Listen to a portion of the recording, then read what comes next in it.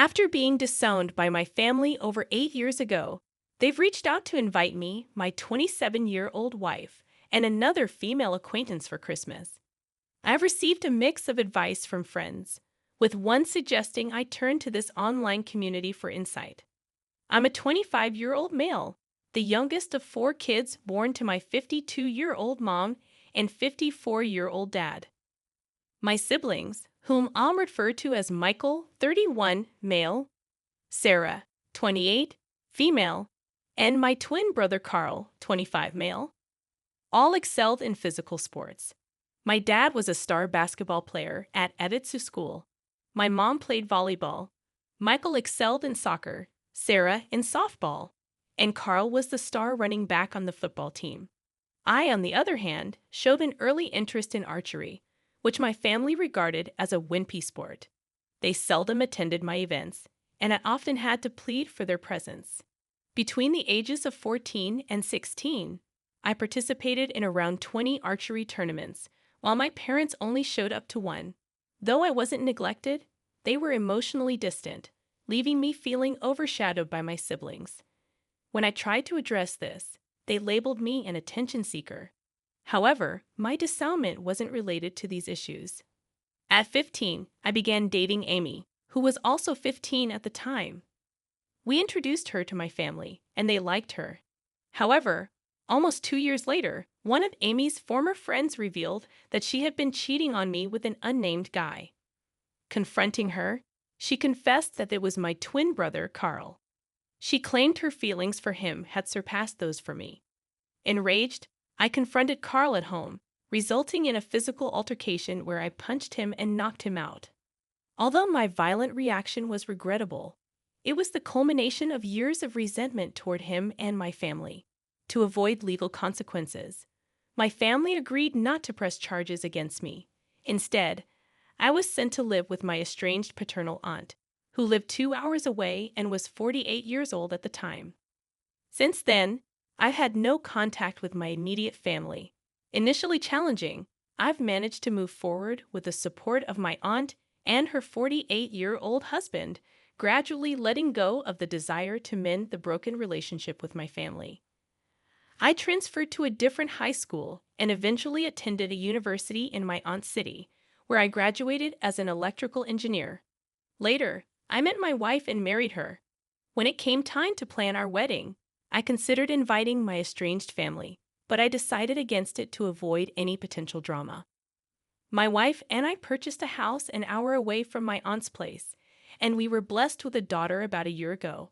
Recently, I received a Facebook message from my parents expressing a desire to reconnect over Christmas at their house. I told them I'd think about it as I might have other plans, but promised to provide a clear answer soon. In the meantime, both Michael and Sarah sent me friend requests on social media, which felt rather strange. My wife, who is 2 months pregnant, suggested that if I chose to go, she and our daughter would spend Christmas at her father's house to avoid unnecessary stress. I agreed with her, considering her well-being. My dilemma is whether to go and attempt to reconcile with my family or not. I'm torn on what to do. On one hand, it's possible they feel remorse for what they did to me and want to apologize. On the other hand, there's the fear that if I go, they might pressure me to apologize to Carl, something I'm not willing to do. Any advice on this matter would be greatly appreciated. Top advice before reading the update. I think you should go another time. Spend Christmas with your wife and child. Visit your family at a less stressful time to see if they have any ulterior motives. It might just be about them wanting to see their grandchildren and not necessarily about you, which would be hurtful to you. Yeah, I agree. Go another time. I was thinking the same thing. It could be related to the grandkids. Spend Christmas with your wife and child. Christmas is too big of an event to meet them. Also, please update us. I can't get this post out of my head. I can't imagine a parent kicking out their child who was betrayed by their other child. They might want to reconnect due to money or their grandchild. I don't know, but it's weird that even his siblings texted OP. I hope it's for good reasons, though. I wouldn't consider spending Christmas away from my pregnant wife for them. Maybe I'm missing something, but why choose Christmas to reach out? They could have contacted me at any time and given me the chance to choose a convenient time to reconnect. They're the ones trying to mend things, so their timing seems odd to me. I personally wouldn't go unless you truly want them back in your life. The situation seems fishy to me. It's possible they found out about my successful child and are now attempting to heal the family image to avoid looking like they abandoned their son years ago. It feels like a trap. I noticed they didn't open with any remorse or sign of an apology. They might want something from me: money, free work, an organ, or access to my children. Or maybe they just want to appear good to their friends. I'm not saying don't go, but keep your expectations low. Be prepared for them to ask me to do something for them in order to reconcile properly and have a quick exit strategy ready. As a parent, I can't fathom going no contact with one of my children for 8 years, especially after the other child did something so cruel to them that they had to resort to hitting them. It's inconceivable to me. I would understand if my son hit his brother under such circumstances. We're all human, and moving past the fact that they abandoned me and turned their backs for 8 years is my choice. Personally, I'm not sure if I could. If I can't or don't want to see them again, I doubt anyone would blame me. If they do blame me, they don't know the full story. And if they do know the full story and still blame me, they're not worth my time either. Now for the update. I wanted to post earlier, but some things got in the way. 2 days after Christmas, my wife began experiencing unbearable pain in her abdomen area. She could hardly stand on her 2 feet. Her sister and I rushed her to the hospital, where we learned that my wife had suffered a miscarriage and that the fetus had to be removed right away. The worst part for me was explaining to my wife what had happened. Due to complications surrounding the operation, my wife had to stay in the hospital for 2 more days. I've been trying to stay strong for my wife and daughter, but honestly, I'm struggling right now. As for the updates on the original post, most of you who commented on the same day advised me not to spend Christmas with them due to the significance of that holiday. I agreed with the advice and decided to spend the rest of the holidays with my wife. When I texted my family, stating my decision, I expected them to argue with me. Surprisingly, they responded by saying they respected my opinion and looked forward to seeing me after the holidays. Curiosity got the best of me, and I started digging into my family to understand why they had reached out after all these years. I found out that Michael is a corporate lawyer working for a major company in our hometown, married with 2 daughters. Sarah, on the other hand, appeared to be married to a doctor and had a son. 8 years ago, she was studying to be a nurse. My friend, whose parents were friends with mine, informed me that Sarah had divorced her first husband, the one she was dating 8 years ago, due to mail fraud. Carl, my twin, married Amy right after high school, and they have 2 kids. I couldn't pinpoint their exact occupations, but the fact that they bought a big house last year suggested they were financially stable. My dad seemed to be going through a midlife crisis, while my mother was heavily involved in the wellness community. I tried to analyze why they might want to reconnect. One possibility was money, but considering my siblings' financial stability, that seemed unlikely. Another suggestion was organ donation, although it didn't make sense given that Carl, my likely match as my twin, was seen skiing in a Facebook post just a week before Christmas. Then there was the matter of my daughter. They might be reaching out to have a relationship with her. Although she wasn't their first granddaughter, I suspected they found out about her through my wife's public Facebook account. My next step was to contact my estranged aunt, the one who took me in, and inform her about the situation. She explained to me why my grandparents had disowned her. After college, she came out as bisexual and started dating her girlfriend, leading to immediate dissownment. However, about 4 years ago, my grandpa began to reconnect, and recently, he had been inquiring about me, my life, marriage, and whether I had kids. My aunt's response was swift and confrontational. She directly challenged my grandpa for his sudden interest in my life, particularly after he had supported Carl for his actions. That's when the whole situation took a surprising turn. Grandpa explained that he believed I deserved to be estranged because, According to him, I had cheated on Amy with one of her close friends. He viewed cheating as a grave offense due to his religious beliefs. According to my family's version of events, the friend who I allegedly cheated with confessed to Amy, who then sought comfort from Carl and Sarah. When I learned about this, I confronted Carl and Sarah, attacking them brutally. Sarah, who had attempted to mediate between me and Carl, was unharmed during the confrontation. Hearing this revelation from my aunt left me in shock. I couldn't fathom the depths of their animosity, leading them to concoct such a terrible lie about me. Later, my aunt disclosed the whole truth to Grandpa, who was utterly shocked as he had always believed Carl to be a good kid. Grandpa then demanded my aunt to provide my phone number, but she refused. I eventually uncovered the real reason my parents and siblings had reached out to me. It turned out Grandpa had given them an ultimatum.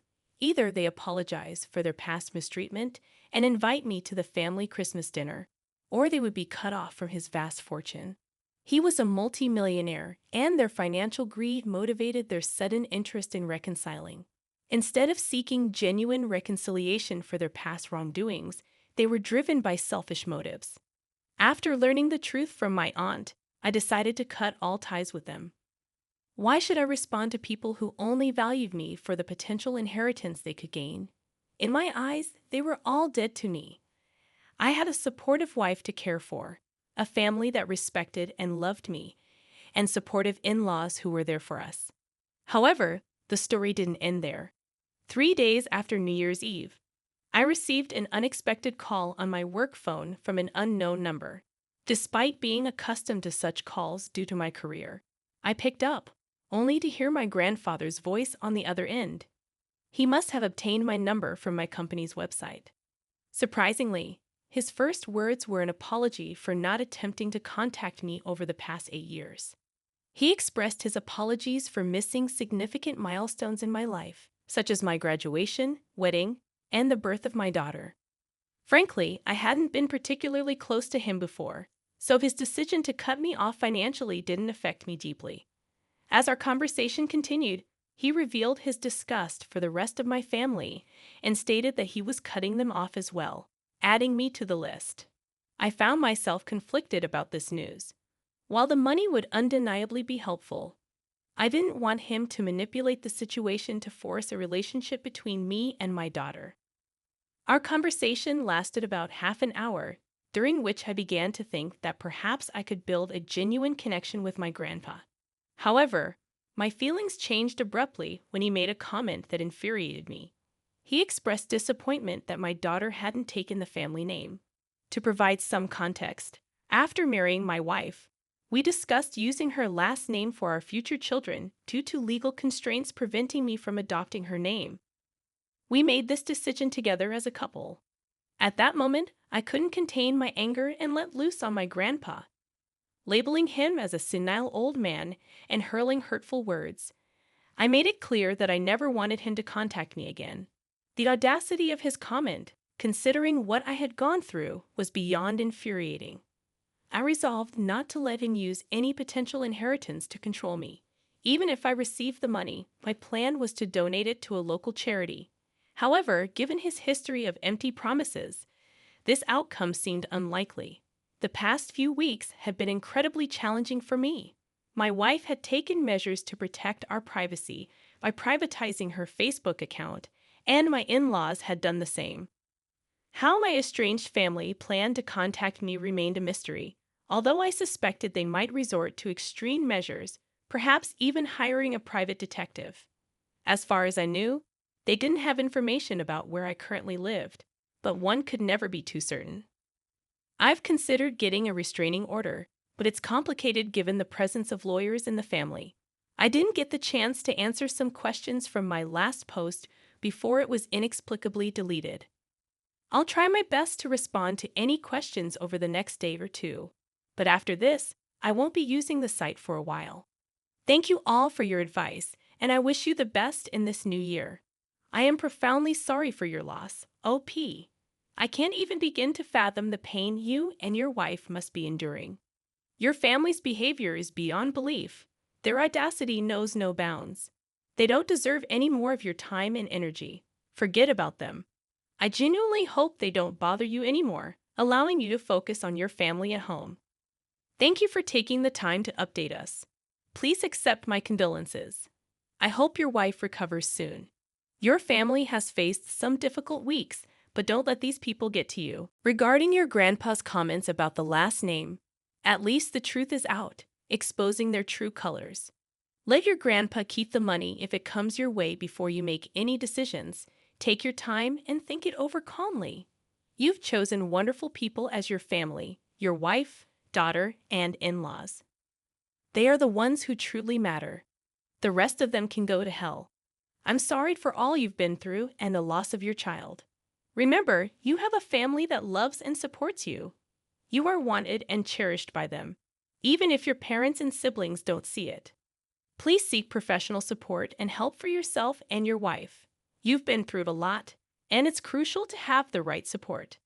As for the situation with your granddad, it might have convinced him that your aunt's claims were false, especially since they tried to portray you as unstable. While you had every right to be offended, you may have acted impulsively. I understand you've been through a lot, and this might have been the final straw for you. It's just a different perspective to consider. Sending you love and strength. I genuinely hope your wife gets better soon, and I hope the new year brings positive changes for you. At the end of the day, how your granddad perceives you shouldn't matter. A relationship based on money isn't genuine. This might affect the relationship your aunts and grandpa have, but truthfully, they never really had a meaningful relationship to begin with.